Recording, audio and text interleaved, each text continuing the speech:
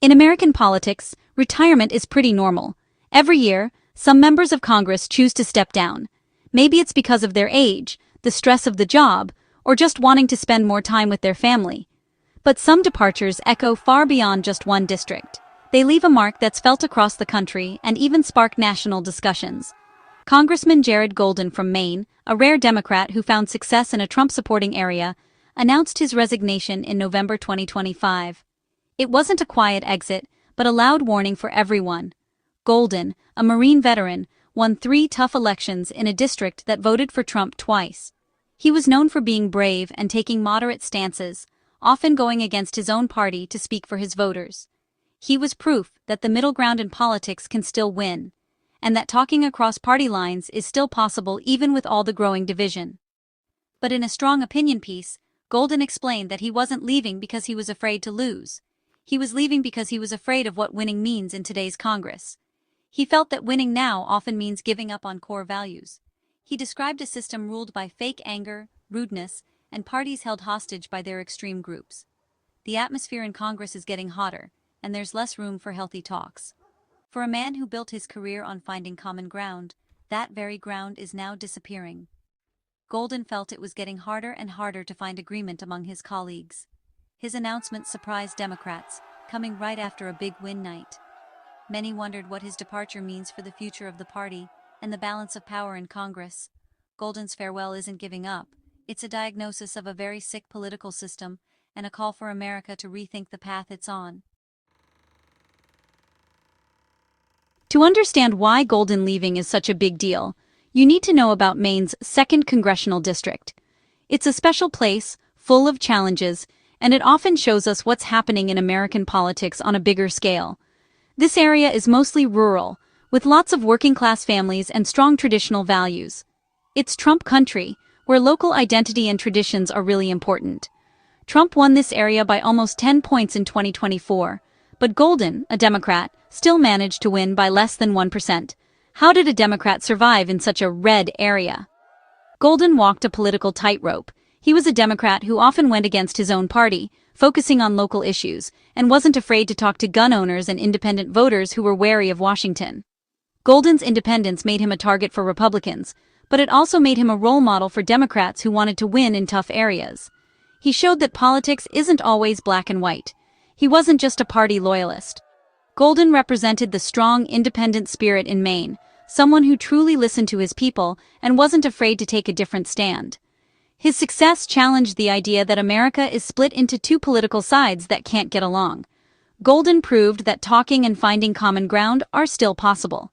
That's why his stepping down feels like more than just one person leaving politics. It's a big loss for those who believe in middle ground politics. It's a sign that the exceptions, the middle ground folks who can win in Trump country, might be disappearing, and the divide will get even wider. Golden's departure leaves a void that will be hard to fill, both politically and emotionally for his community. The political middle just lost one of its last fighters, and the future of compromise in America is now even more uncertain. Golden didn't leave quietly. He left with sharp criticism for both parties, pointing out how they failed to work together for the common good. In his goodbye speech, he accused Democrats of using the same blocking tactics they once criticized Republicans for, creating a never-ending cycle that didn't get anything done. He saw both parties listening to their loudest and angriest voices, choosing conflict over working together, and ignoring what regular people needed. Golden's career was all about being independent, but his last message was the most direct. Extremism is now a problem for both parties, and it's a danger to our democracy. Congress, he felt, had become useless and toxic, driven by show, not real action, and this was a very serious issue. For Golden, realizing that the system itself stopped real progress was the final straw, making him feel stuck in a bad cycle. He was a builder surrounded by people who just wanted to tear things down, more interested in fighting than building. His warning: the problem of extremism is no longer just with one party, it's infecting the whole system, threatening the very foundation of our democracy. Golden's departure is a 5-alarm fire bell from inside the House, a warning we can't ignore. The middle ground is crumbling under the weight of party disagreements, leaving a growing empty space. Golden's beliefs were never clearer than during the 2025 government shutdown crisis. When both parties were playing games, Golden was the only Democrat to vote for a bill to keep the government running. He went against his party, saying that shutdowns hurt regular Americans and were never a good idea. His vote was a lonely act of rebellion, practical, independent, and very doubtful of party games. It made party leaders mad, but connected with the people he represented. This moment showed what his last time in office was all about: a representative who put governing ahead of politics. It was the clearest reason why he eventually chose to leave. One line from Golden's farewell speech really stood out: "I don't fear losing, I now dread the prospect of winning." For someone who's a proven winner, that's a pretty shocking thing to say. Winning no longer meant serving, it meant putting up with more dysfunction and rudeness. Golden saw Congress as a place where getting anything meaningful done was almost impossible. This fear of winning shows a deep problem with what politics is supposed to be about in America.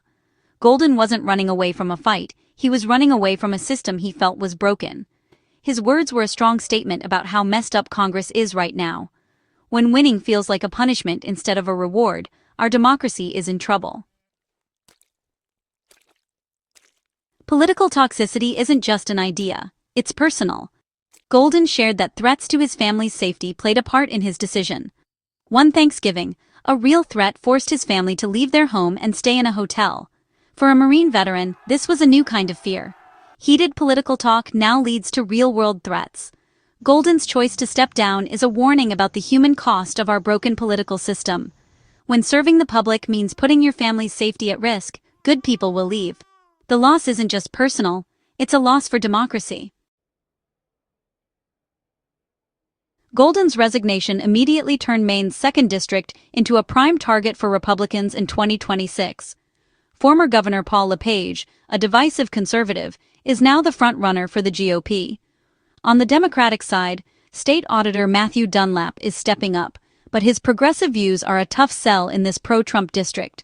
The Democrats are facing a tough fight to keep the seat. With control of the House on the line, this election has national implications. Losing a seat that Golden could have held is a big blow to Democratic hopes. The fight for Maine's 2nd seat is more than just local. It could decide who controls Congress. The stakes have never been higher. Golden's resignation was a huge event for the 2026 midterm elections.